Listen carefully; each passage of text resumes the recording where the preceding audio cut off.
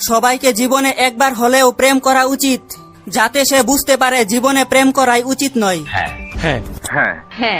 বাসায় যখন মেহমান আসে, মি আসসালামু আলাইকুম, মেহমান তুমি তো শুকাই গেছো, ওয়ালাইকুম আসসালাম। কে বলেছে মেয়েদের পেটে কথা হজম হয় না? জিজ্ঞেস করেন তো কোন ক্রিম মেখে ফর্সা হইছে? জীবন চলে গেলেও বলবে না ভাই।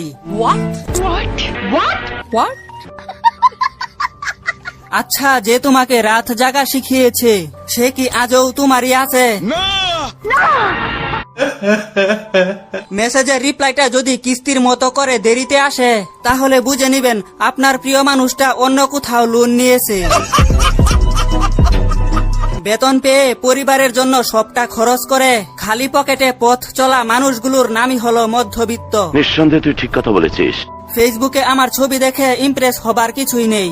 বাড়িতে আমার 2 চালা টিনের ঘর। কিছু মানুষ এত আলসা যে এদের ক্ষুধা লাগলেও এরা খায় না, শুধুমাত্র উঠে গিয়ে খেতে হবে বলে। আমিও আইন বিষয় নিয়ে পড়তে পারতাম, কিন্তু তর্কে লাগলে মুখ ফসকে গালি বের হয়ে যায়।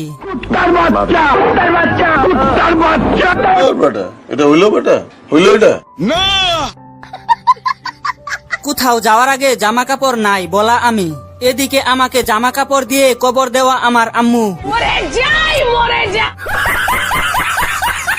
নতুন বউ সকালে গোসল করে কেন?